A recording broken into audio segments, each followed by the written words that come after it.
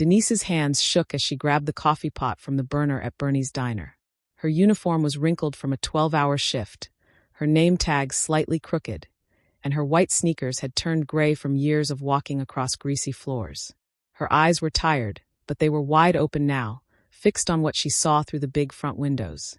For men were crossing the street toward the diner. Their hands moved toward their jackets. She knew that movement. She had grown up in these streets. In the corner booth sat a man in an expensive dark suit.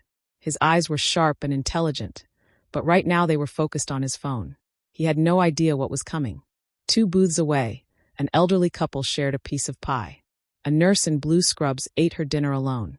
A college student with headphones on studied at the counter. Denise's heart hammered in her chest. The men were 10 feet from the door. 5 feet. She had seconds to decide.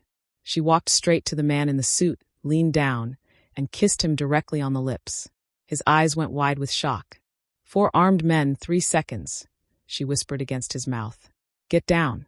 Now. She pulled back and dropped the entire pot of coffee. It shattered across the floor with a loud crash. The door flew open. Gunshots exploded through the diner. Glass shattered everywhere. People screamed. Chaos erupted in seconds. What would make a struggling single mother risk everything to save a complete stranger, especially one connected to the criminal underworld? Before we continue, please hit that subscribe button right now. Tomorrow we are dropping another powerful story you will not want to miss, and your support helps us bring you more stories like this one. To all our amazing viewers in the United States, Australia, Mexico, France, the United Kingdom, Canada, Brazil, Japan, Jamaica, and everywhere else around the world, thank you for watching and engaging with our content. You are the reason we do this. Now let's get back to the story. To understand why Denise made that choice in the diner, we need to go back to earlier that same day. The alarm clock went off at 5:30 in the morning. Denise opened her eyes in the small bedroom of her apartment on the south side of Chicago. The paint on the walls was peeling in some spots, and the heating only worked when it felt like it. But the rent was something she could almost afford. Almost. She got out of bed and walked into the even smaller second bedroom where her daughter Joy was still sleeping. Joy was 6 years old, with bright eyes and a smile that could light up any room. But Joy was born with a serious heart condition. Her little heart didn't pump blood the way it should, and without medication, she could get very sick very quickly. Denise gently woke her daughter up. "Good morning, baby. Time for your medicine." Joy rubbed her eyes and sat up. She was used to this routine. Every morning, the same 3 pills with a glass of water. Every evening, 2 more pills. The medication kept her alive, but it cost more money than Denise could explain to a 6-year-old. On the kitchen table sat a stack of papers that Denise tried not to look at every morning, but couldn't ignore. Medical bills. Each one stamped with red letters saying, overdue, or final notice. The insurance company had denied half the claims, saying the treatment wasn't necessary. Denise had appealed 3 times. They denied her 3 times. The total amount she owed was over $40,000. The hospital was threatening to send her account to a collection agency. Denise made about $22,000 a year working at the diner. The math didn't work, no matter how many times she tried to make it work. She pushed those thoughts away and focused on getting Joy ready for the day. Breakfast was cereal and toast. Joy's medication. Then getting her dressed in warm clothes because November in Chicago was cold. At 7 o'clock, Denise walked Joy 3 blocks to the babysitter's house. Mrs. Chun was an older woman who charged less than the daycare centers and actually cared about the kids she watched. Denise paid her what she could, when she could, and Mrs. Chun never complained. "Be good today, okay?" Denise kissed her daughter's forehead. "I will, Mama. I love you. I love you more than anything in this world." Denise walked back to the apartment, changed into her work uniform, and sat down at the kitchen table. She had 3 hours before her shift started at Bernie's diner. She spent that time on the phone with the insurance company, getting transferred from person to person, explaining her situation over and over, and getting nowhere. When she finally hung up, she felt like crying. But she didn't have time for tears. She had to get to work. Denise hadn't always worked at a diner. When she was younger, she had dreams of going to college, maybe becoming a teacher. But at 19, she made a mistake that changed everything. She had been dating a guy named Travis. She thought she loved him. One night, Travis asked her to drive him to the store. She said yes. What she didn't know was that Travis was planning to rob that store. She waited in the car, confused when he ran out carrying a bag and yelling at her to drive. She panicked and drove away. 2 blocks later, the police stopped them. Denise was arrested as an accomplice to armed robbery. She spent 2 nights in jail before her public defender worked out a deal. First offense, no prior record, didn't know about the robbery plan. The judge gave her 3 years probation instead of prison time. 2 weeks after her court date, Denise found out she was pregnant with Travis's baby. Travis was in prison. Denise was alone, 19 years old, with a criminal record and a baby on the way. That's when she decided to completely change her life. She cut off contact with everyone from her old crowd.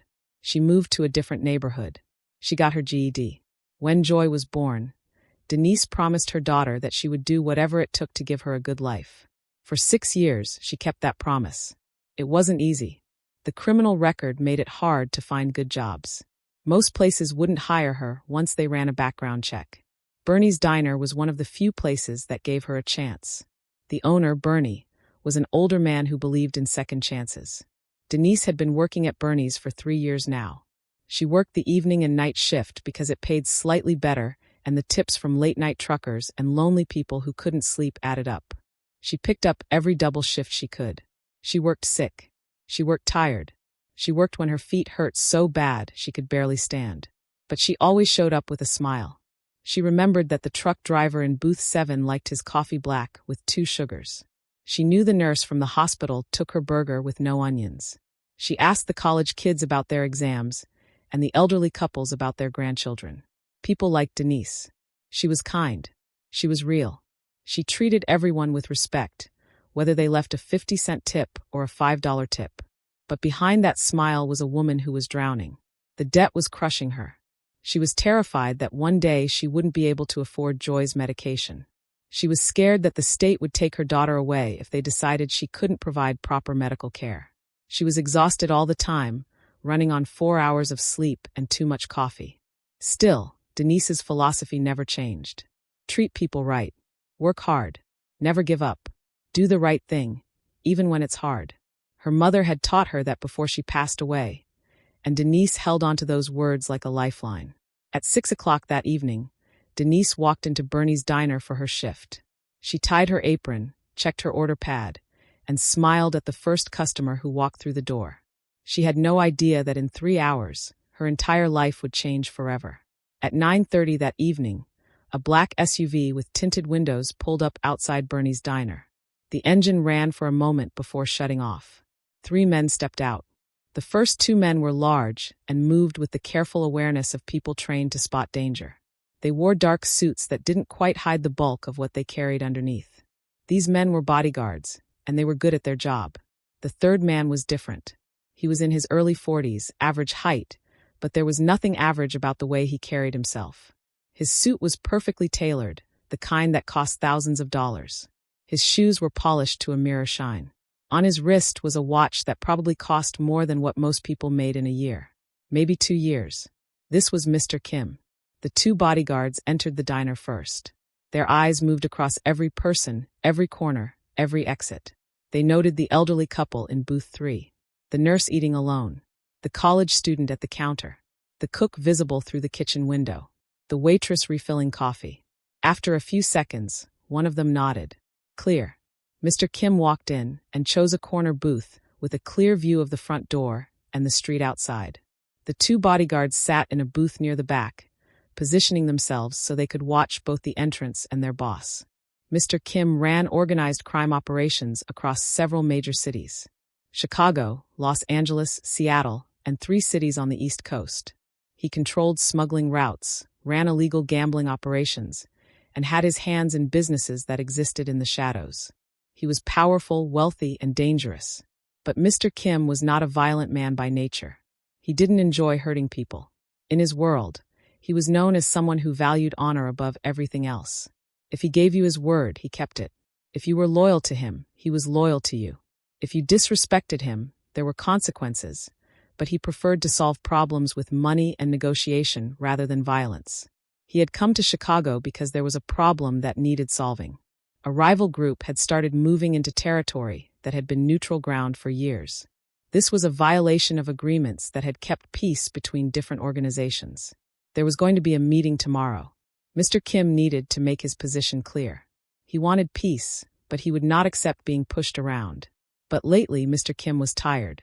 He was tired of looking over his shoulder, tired of wondering which of his associates might betray him, tired of the constant tension. He was 43 years old, and he had been in this life since he was 17. He had a son back in Korea. The boy was 12 years old, being raised by Mr. Kim's sister because this life was too dangerous for children. Mr. Kim sent money every month. He called when he could, but he barely knew his own son, and that hurt more than he wanted to admit. He wanted out.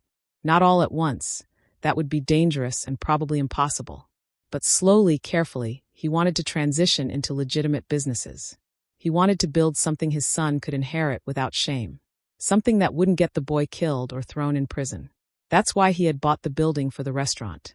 A real Korean restaurant, serving authentic food, with proper permits and licenses and taxes paid. It was a start. Denise approached his table with a pot of coffee and a tired but genuine smile. "Good evening. What can I get for you tonight?" Mr. Kim looked up at her. Really looked at her. Most people in his world avoided eye contact, either out of fear or disrespect. But this waitress met his eyes directly. There was no fear there, just professional courtesy and basic human kindness. "Green tea, please," he said. "And a bowl of your soup. Whatever the cook recommends." "Sure thing. I'll get that right out for you." Denise smiled and walked away. Mr. Kim watched her move through the diner. She was efficient but not rushed. She refilled the elderly couple's water without being asked. She laughed at something the college student said. She moved like someone who had been doing this job for a long time and actually cared about doing it well. When she brought his order, she was polite. "Here you go, sir. Let me know if you need anything else." "Thank you," Mr. Kim said. Denise nodded and went back to her other tables. Mr. Kim noticed she looked exhausted. The kind of tired that comes from working too many hours for too many days. But she still smiled at every customer, still treated everyone with respect. He turned his attention to his phone, reviewing notes for tomorrow's meeting. He needed to have his facts straight. The names, the territory boundaries, the history of the agreements. This meeting could prevent a war, or it could start one. Everything depended on how he handled it. His bodyguards had relaxed slightly, both of them looking at their phones. The diner was quiet. Safe.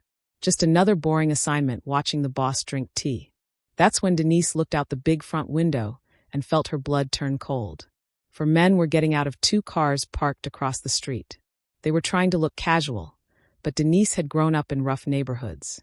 She knew how men moved when they were about to do something violent. One of them adjusted his jacket, and she saw it, the clear outline of a gun. All four men started crossing the street, heading straight for the diner entrance. Denise's heart started pounding. She looked at the elderly couple, the nurse, the student, then at Mr. Kim, sitting peacefully in his corner booth, completely unaware. His bodyguards were still looking at their phones, not paying attention to the street. 10 seconds. That's all she had. Maybe less. Denise grabbed the coffee pot with shaking hands and made a choice. The gunshots were still ringing in Denise's ears as she pushed Mr. Kim through the kitchen door. The cook dropped a pan and dove behind the prep counter. One of the bodyguards was right behind them, his hand pressed against his shoulder where blood was already seeping through his suit. The other bodyguard backed through the door, his gun drawn, providing cover. "Back exit. Move," the wounded bodyguard shouted. But Denise was already moving. She knew this kitchen like the back of her hand. 3 years of working here meant she could navigate it blind. She led them past the stoves, past the freezer, to the back door that opened into the alley. "Follow me," Denise yelled. "I know these streets." They burst out into the cold November night. The alley was dark, lit only by a single flickering light above a dumpster. Denise turned left and ran. Mr. Kim and his men followed without question. She had grown up 6 blocks from here. Every alley, every shortcut, every fence you could climb, and every gate that was always unlocked. She knew them all. When you're a kid in a rough neighborhood, you learn the fastest routes to safety. Those lessons came back to her now. They cut through the alley behind the Chinese restaurant, left at the corner, then right through the narrow passage between 2 apartment buildings. A fence blocked the way, but Denise knew the 3rd panel was loose. She pulled it aside. "Through here." They squeezed through one by one. Denise could hear sirens in the distance, getting closer. Good. That meant police were coming. That meant the shooters would run. 2 more blocks. Her lungs were burning. She hadn't run like this in years. Mr. Kim kept pace beside her, his expensive shoes slapping against wet pavement. The wounded bodyguard was falling behind, but the other one stayed with him, half carrying him. Finally, they emerged near a parking garage on 5th Street, 6 blocks from the diner. Denise stopped, pressing her hand against the brick wall, trying to catch her breath. The wounded bodyguard was already on his phone, speaking rapidly in Korean. After a moment, he switched to English. Police arrived at the diner. The shooters ran when they heard sirens. Our people are checking on casualties. Denise's heart stopped. The people in the diner. The elderly couple, the nurse, the student. Are they okay? The bodyguard listened to his phone, then nodded. No civilians hurt. Everyone got down when the shooting started. Only property damage. Relief washed over Denise so powerfully that her knees went weak. She slid down the wall until she was sitting on the cold concrete. No one died. Thank God no one died. Her whole body started shaking. The adrenaline was wearing off, and reality was setting in. She had just been in a shootout. She had just helped a man escape from people trying to kill him. What had she done? Mr. Kim was standing in front of her. Slowly, formally, he bowed. A deep bow from the waist, the kind that meant something important. When he straightened, he looked directly into her eyes. I owe you a life debt. You saved my life tonight. In my culture, this is sacred. I will repay this debt with honor. Denise shook her head, still trying to process everything. I don't want anything. I just want to go home. I need to check on my daughter. My babysitter is probably worried sick. Mr. Kim's expression changed. Something softened in his eyes. You have a daughter? Yes. She's 6. Her name is Joy. She's everything to me. Denise stood up, still shaky. I need to go. How old is she? Mr. Kim asked. 6. She has a heart condition. She needs medication every day. Denise didn't know why she was telling him this. Maybe the shock was making her talk too much. Mr. Kim reached into his jacket. Both bodyguards tensed, but he only pulled out a business card. Plain white, with just a phone number printed in black ink. Take this. If you ever need anything, you call this number. Day or night. Someone will answer, and they will help you.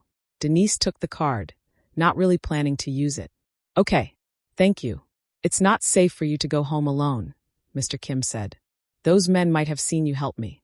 My driver will take you home. I will make sure you and your daughter are protected. Denise started to argue, but then she thought about Joy. If those men came looking for revenge, Joy could be in danger. She nodded. Okay. A different black SUV arrived within minutes. Mr. Kim spoke to the driver in Korean, then opened the back door for Denise himself. He will take you wherever you need to go. You're safe now.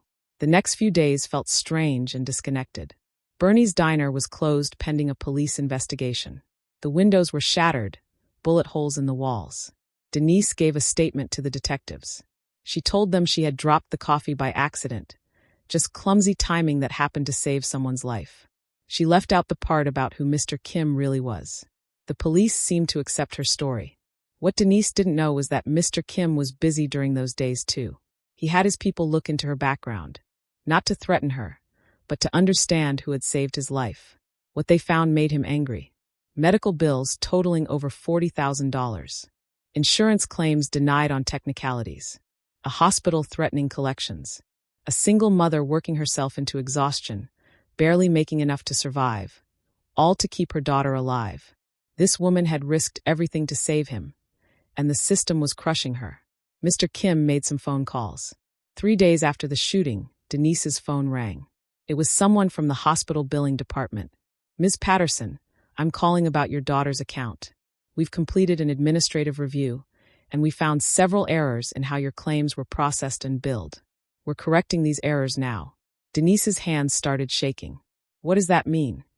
It means your balance is being adjusted to 0. You don't owe anything. The insurance should have covered everything from the beginning. This was our mistake, and we're very sorry for the stress this caused you. Denise couldn't speak. She sat down hard on her couch. Ms. Patterson, are you still there?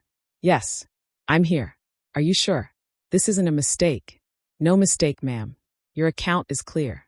Again, we apologize for the confusion. After she hung up, Denise sat in silence for a long time. Then she dug through her purse until she found the business card Mr. Kim had given her. She knew. Somehow, she knew exactly what had happened. Denise stared at the business card for a full hour before she finally picked up her phone. Her hands were shaking as she dialed the number. A man answered on the second ring. His English was perfect, but had a slight accent. "Yes, how may I help you?" "I need to speak to Mr. Kim," Denise said, her voice barely steady. "May I ask who is calling?" "Denise Patterson. He'll know who I am." There was a brief pause. "One moment, please." Less than 30 seconds later, Mr. Kim's voice came through the phone. "Ms. Patterson, I hoped you would call." "What did you do?" Denise asked directly. "The hospital just called. They said my balance is zero. $40,000 just disappeared." "I paid a debt," Mr. Kim said simply. "You saved my life. You protected innocent people at great risk to yourself. This is a small repayment." "It's not small," Denise's voice cracked. "That's more money than I make in 2 years. You paid off thousands of dollars in medical bills. My landlord called too. He said someone paid my rent for the next year." "That was you, wasn't it?" "Yes." Denise didn't know whether to cry or scream. She was grateful, more grateful than words could express. But she also felt something else. Suspicion. Fear. Nothing in life was free, especially not from men like Mr. Kim. "What do you want from me?" she asked quietly. "Nothing you're thinking," Mr. Kim replied. "But there is something I would like to discuss with you. Will you meet me for lunch? A restaurant downtown, very public, very safe. Just a conversation. If you say no to what I propose, you walk away and you still owe me nothing. The debt is mine to you, not the other way around."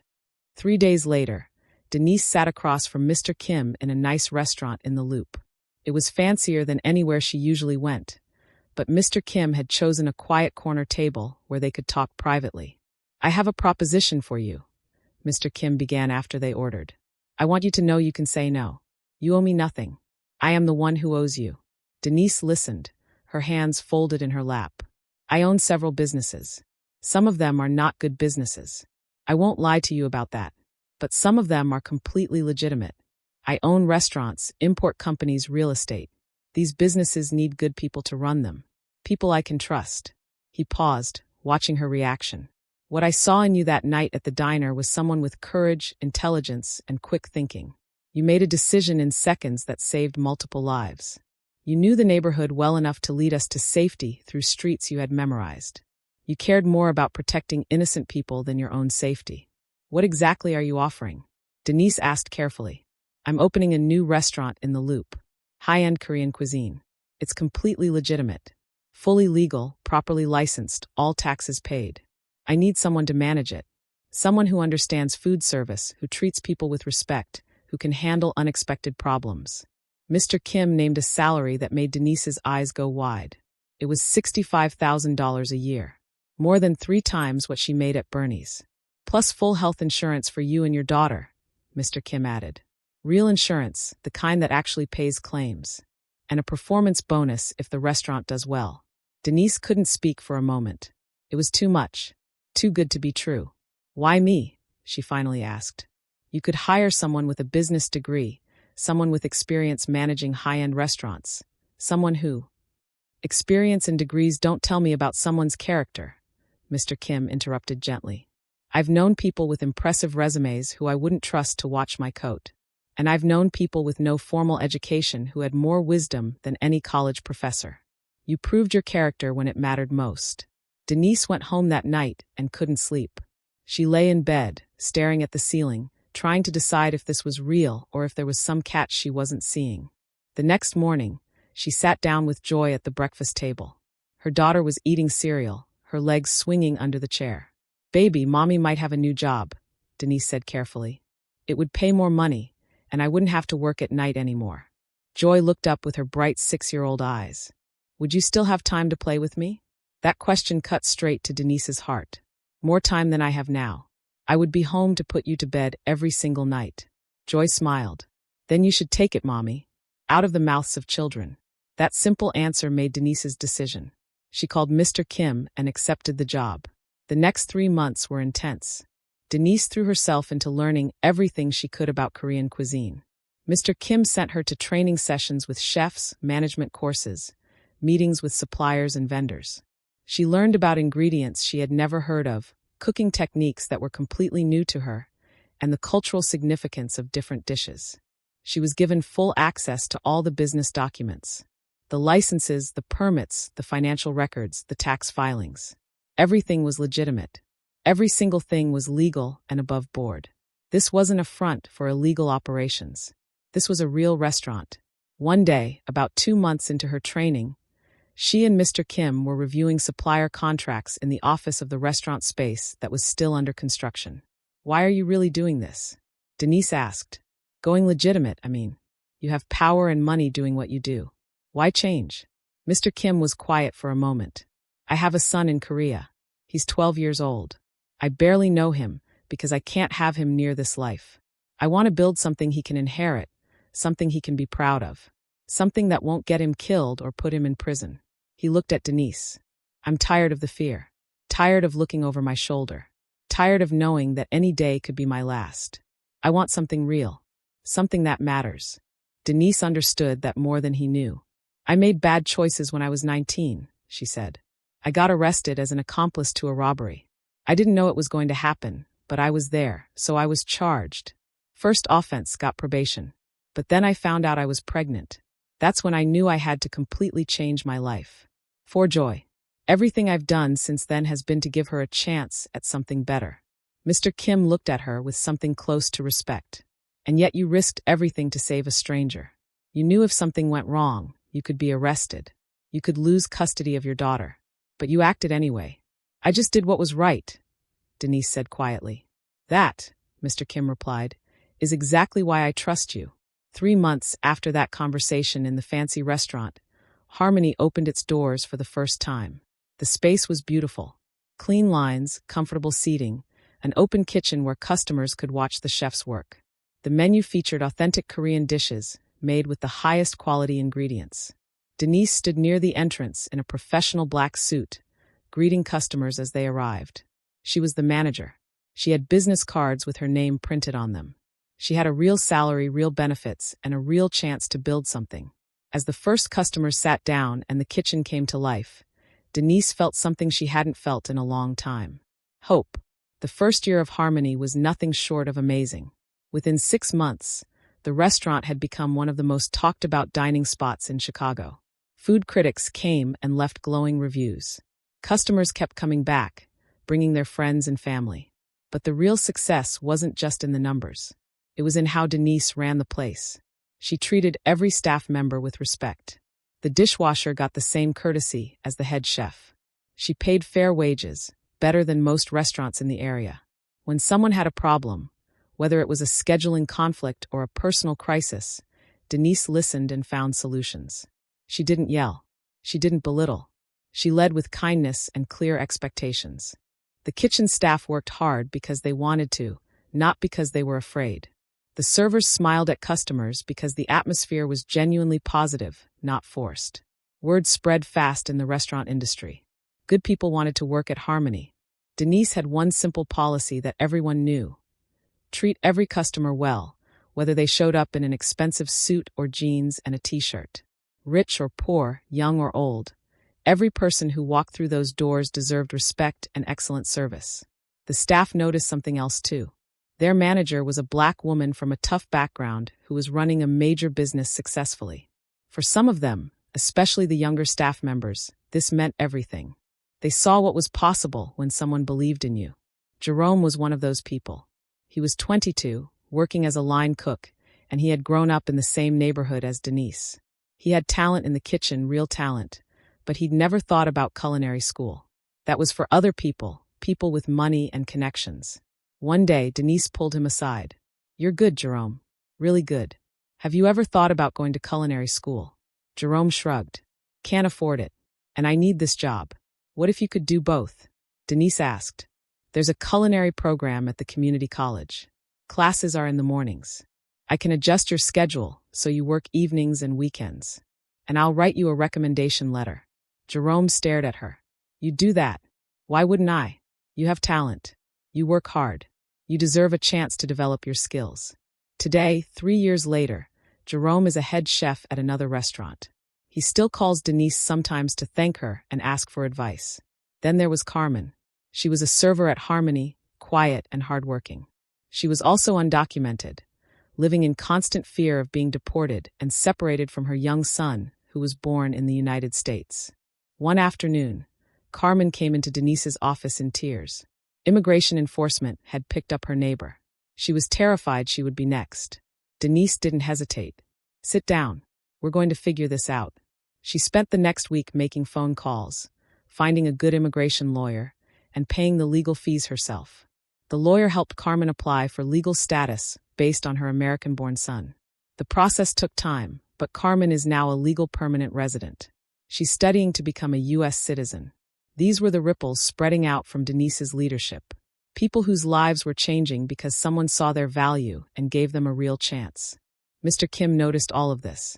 He saw how Denise built loyalty and trust. He saw how the staff would do anything for her because she had done so much for them. He started applying the same principles to his other businesses. He opened 2 more restaurants, both completely legitimate. Denise helped him interview and hire managers. She taught them what she had learned about treating people well and building strong teams. Mr. Kim also started other ventures. An import business bringing Korean goods to the U.S. A small real estate company. All legal. All clean. Denise and Mr. Kim met regularly to discuss business, but over time, something unexpected happened. They became friends. Not in a romantic way. There was never anything like that. But they developed a deep mutual respect. They had serious conversations about life, about their children, about trying to build something meaningful. Mr. Kim told her things he had never told anyone else. "I don't miss it," he said one day over tea in Harmony's office. "The old life. I thought I would miss the power, the control. But mostly I just feel relieved." "Relieved?" Denise asked. "I'm not afraid all the time anymore," Mr. Kim explained. "For 25 years, I went to sleep wondering if I would wake up. I wondered if one of my own people would betray me, if a rival would make a move, if the police would finally catch up to me. That fear was constant. Now I go to sleep thinking about restaurant menus and lease agreements. It's boring, and it's wonderful." Denise laughed. "I get that. Different kind of stress, but at least nobody's shooting at you." "Thanks to you," Mr. Kim said seriously. "You saved my life that night, but you also showed me a different way to live. Watching you build Harmony, watching how you treat people, it made me want to be better." Denise shook her head. "You were already changing. I just happened to be there at the right time." "Maybe," Mr. Kim said, "but you showed me what real strength looks like. Not violence or intimidation. Just consistent integrity and caring about people." For her part, Denise had grown more than she ever thought possible. She learned business management, financial planning, leadership skills. She gained confidence in her own abilities. She became a mentor to younger staff members, teaching them not just about restaurant work, but about life. She had come so far from the exhausted waitress at Bernie's diner, drowning in debt and working double shifts just to survive. Now she was a successful business manager, a mentor, and someone whose opinion Mr. Kim valued enough to ask for her input on major decisions. They were changing each other, both becoming better versions of themselves. And the ripples kept spreading outward, touching more and more lives. 18 months after that night at Bernie's diner, trouble found them again. The rival leader, a man known as Park, had never forgotten what he saw as disrespect. He was angry that Mr. Kim had walked away from the meeting that was supposed to happen that night. He was even angrier that Mr. Kim was going legitimate. In Park's mind, it made him and others in the life look bad, like they were stuck in old ways while Mr. Kim moved forward. Park sent a message through the usual channels. He wanted a meeting with Mr. Kim. It wasn't a request. It was a demand. Mr. Kim's advisors gathered to discuss the situation. They were unanimous in their warning. Refusing the meeting would be seen as a major insult. Park would retaliate. There would be violence, and it would likely target Mr. Kim's businesses. Innocent people could get hurt. Denise heard about this through the staff grapevine. One of the kitchen workers had a cousin who knew someone in Park's organization. Word traveled fast in certain circles. She walked straight into Mr. Kim's office without knocking. He was on the phone, but he ended the call when he saw her face. "You're planning to meet with Park," Denise said. It wasn't a question. Mr. Kim nodded slowly. I don't have a choice. If I refuse, he'll come after my businesses. Your restaurant. Your staff. I won't put innocent people in danger. So you're going to walk into what's obviously a trap. Denise's voice rose. After everything, after building all of this, you're just going to hand yourself over? What else can I do? Mr. Kim asked. If I bring armed men, it becomes a war. People die. If I go alone, maybe I can talk to him, find some solution. Denise paced the office, thinking hard. There had to be another way. Then it hit her. What if the meeting wasn't secret? She said suddenly. What if it was public? Mr. Kim looked at her, confused. What do you mean? Invite him here. To Harmony. During lunch rush on a Tuesday. The place will be packed with customers. Everyone has cell phones with cameras. There are security cameras in every corner. He can't do anything violent in front of 50 witnesses who can record everything. Mr. Kim considered this. He would see it as disrespect. Meeting in public on my territory. Or, Denise countered, he could see it as you showing respect by inviting him to your best restaurant.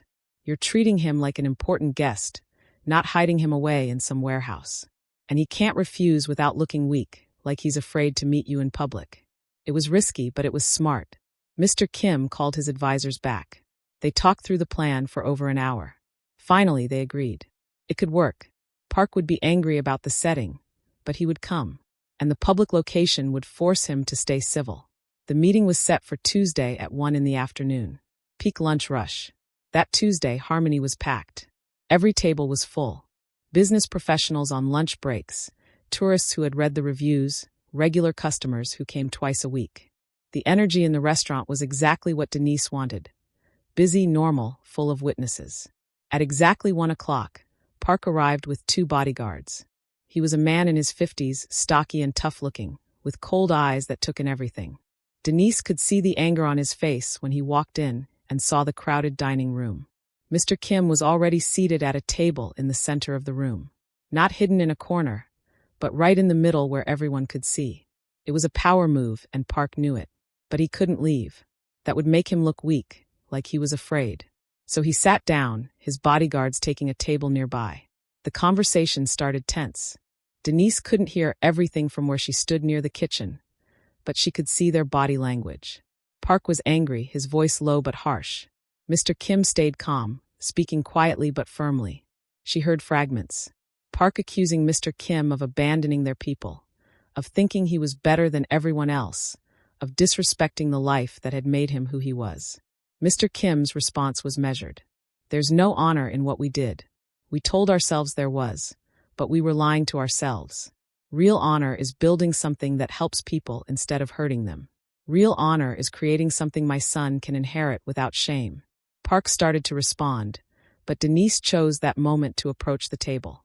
She carried a tray with several dishes, beautifully prepared Korean food that represented the best of what Harmony offered. Gentlemen, she said pleasantly, setting the plates down. This is our chef's special selection today. Complimentary, with our appreciation for your visit. Park looked at her, then at the food, then back at Mr. Kim. This is your manager? The woman from the diner? Yes, Mr. Kim confirmed. Park studied Denise with those cold eyes. You either have courage or you're a fool. Denise smiled slightly. Maybe both. But mostly I believe people should solve their problems by talking instead of fighting. Food brings people together. That's what we do here. We create a space where people can sit down, share a meal, and remember we're all human. She walked away, leaving them with the food. Park looked down at the dishes. Traditional Korean cuisine, prepared with obvious care and respect. The presentation was beautiful. The aroma was incredible. Despite his anger, he picked up his chopsticks and tried a bite. His expression changed. This wasn't just good food.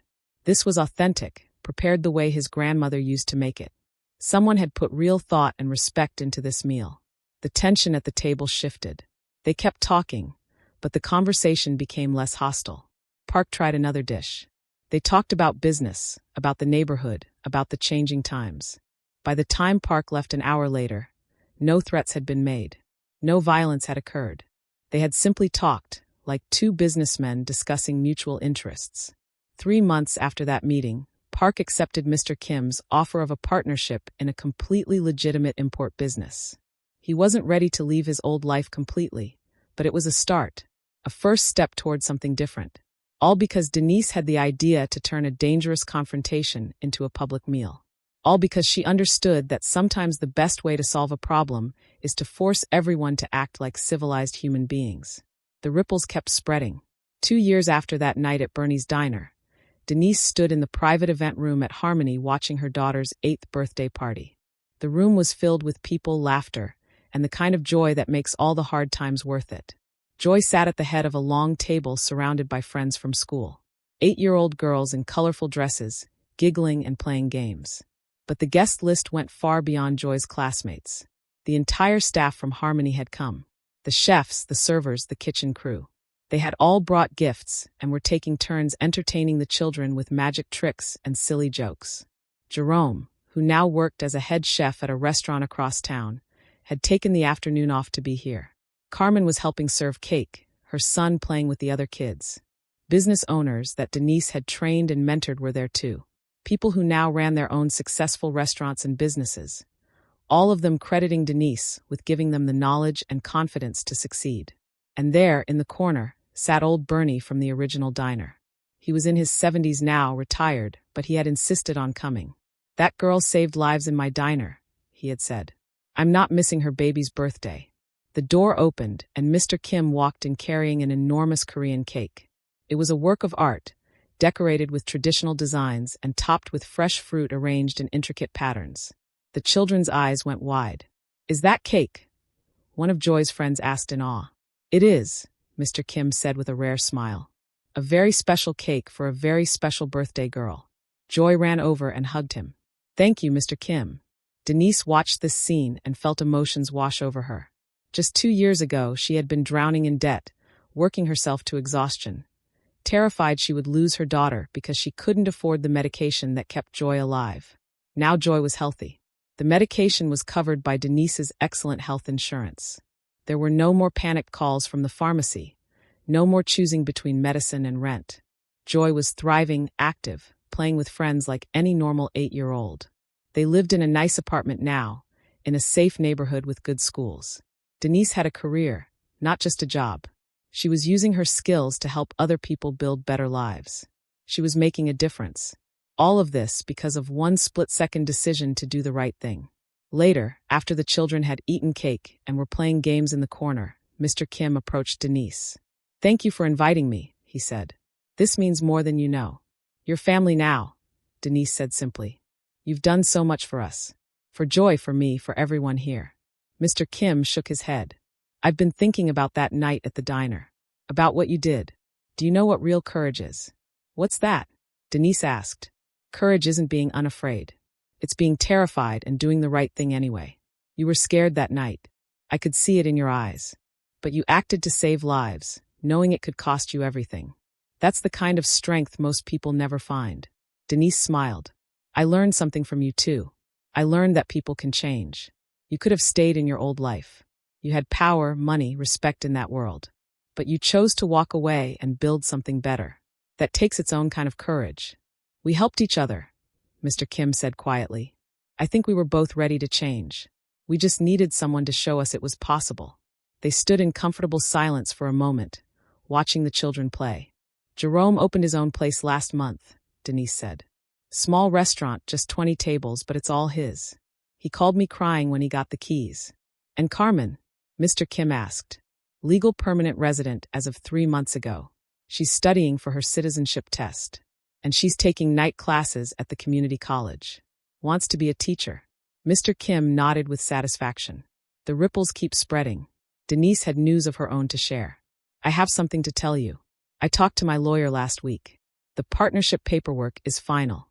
I'm officially a partner in Harmony now." She had earned it. 2 years of hard work, of growing the business, of building something special. Mr. Kim had offered her equity based on performance, and she had exceeded every goal. She wasn't just a manager anymore. She was an owner. "Congratulations," Mr. Kim said. "Though I'm not surprised. You've earned this 10 times over." "I have an idea I want to discuss with you," Denise continued. "What if we opened another restaurant? But this one would be different. A training restaurant where people from difficult backgrounds could learn kitchen skills, management, everything they need to succeed in the industry.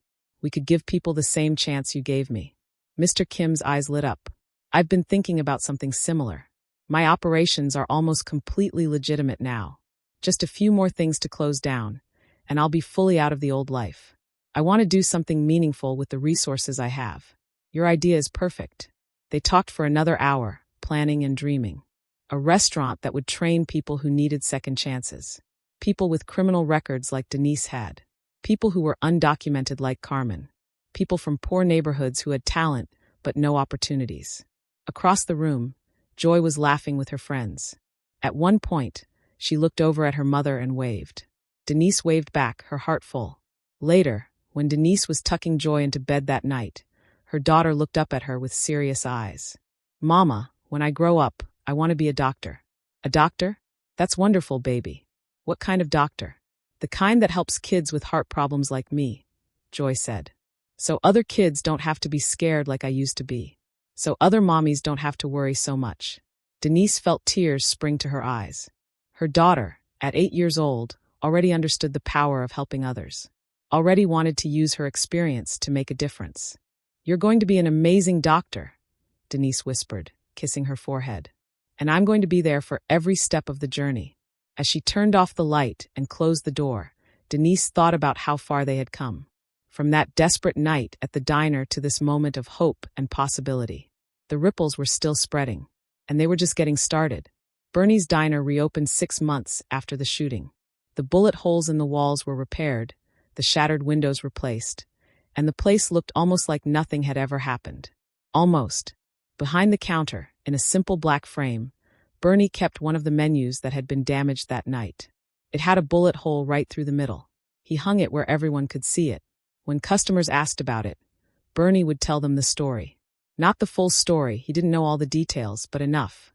He would tell them about the waitress who saved lives with quick thinking and courage.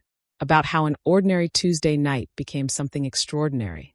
"Every person who walks through that door has a story," Bernie would say, pointing at the framed menu. "You never know when an ordinary moment might become something that changes everything. That's why you treat everyone with respect. That's why you pay attention. You just never know." The real message of this story isn't about dramatic rescues or dangerous criminals, or even about second chances, though all of those things are part of it. The real message is simpler and more powerful than that. Choices matter. Every single choice we make creates ripples that spread out into the world. Denise made a choice in a moment of crisis. She chose courage over fear. She chose to protect innocent people, even though it put her own life at risk. That choice saved lives that night. But it did more than that. It changed the entire direction of her future and gave her daughter a chance at a healthy, happy life. But the ripples didn't stop there. Denise's example inspired others to make better choices. The staff at Harmony saw what was possible when someone believed in you and treated you with respect. They learned that your background doesn't have to define your future. Mr. Kim made choices too. He chose to honor his debt to Denise. He chose to see her value beyond her job title or her circumstances. He chose to start walking away from a life of crime and build something legitimate. Those choices started his transformation from a criminal to a legitimate businessman, trying to build a legacy he could be proud of. Every person whose life was touched by that night at the diner faced their own choices. Jerome chose to pursue his dream of becoming a chef instead of settling for just getting by. Carmen chose to seek help with her immigration status instead of living in constant fear. Even Park chose to at least consider a different path, accepting partnership in a legitimate business. Here's the principle that matters. It's not one dramatic moment that solves all your problems. Real life doesn't work that way. But every choice matters. Every act of courage, every moment of compassion, every decision to do the right thing even when it's hard, all of these create ripples. Sometimes those ripples come back to you in unexpected ways. Denise saved a stranger's life, and that stranger changed hers. Sometimes the ripples travel far beyond what you can see, touching lives you'll never know about. Jerome will teach younger cooks, who will go on to teach others. Carmen's son will grow up as an American citizen with opportunities his mother never had. Those are ripples too. This is the power we all have. Every single day, we make choices that create ripples. Most of them seem small. Whether we're kind to the person serving us coffee, whether we help someone who's struggling, whether we give someone a second chance or judge them only by their worst moment, whether we choose courage when it would be easier to look away. Most of these choices feel small, but they all matter. And sometimes, if we're brave enough to do the right thing at the right moment, those ripples can change everything. So let me ask you some questions. Would you have the courage to act when you see someone in danger, even if it puts you at risk? Can you recognize a person's value beyond their current circumstances? If someone gave you an unexpected opportunity, would you have the dedication to make the most of it? And if you've lived a life you're not proud of, do you believe you have the strength to change course and build something better? These aren't easy questions. There are no simple answers. But the story of Denise and Mr. Kim suggests that the answers start with simple principles. Treat people with respect. Act with courage when it matters. Honor your commitments. And never stop believing that change is possible. One moment at a diner in Chicago created ripples that are still spreading today. Lives were saved. Futures were changed. People found second chances they never expected. Not because of magic or luck, but because two people chose to see the best in each other and build something good from an unlikely beginning. Denise still manages Harmony, now as a partner and owner. The training restaurant she and Mr. Kim dreamed about opened last year. It's already helped dozens of people learn skills and find good jobs. Mr. Kim's son visited from Korea last month and told his father he was proud of what he had built. Joy is 10 years old now, healthy and thriving, still dreaming of becoming a doctor. The ripples keep spreading. The question is, what ripples will you create? Will you choose courage over fear? Will you choose compassion over indifference? Will you choose to see the potential in people others have written off? Will you choose to do the right thing even when it's hard? Every day you have that power. Every day you create ripples. Make them count. If this story touched you, hit that subscribe button right now. We bring you powerful stories like this one every single day. Stories that remind us of the best parts of human nature. Drop a comment and let us know what lesson from this story resonated most with you. Was it the courage to act in a crisis? The power of second chances? The importance of treating everyone with respect? We want to hear from you. And to everyone watching from around the world, from the United States to Australia, from Mexico to France, from the United Kingdom to Canada, from Brazil to Japan, from Jamaica and everywhere else, thank you. Thank you for being part of this community. Thank you for watching, for commenting, for sharing these stories. You are the reason we do this. Your support helps us continue bringing you stories that inspire, that challenge, and that remind us we're all connected. Remember, your choices matter. Your actions create ripples. And sometimes one brave moment can change everything. What ripples will you create today?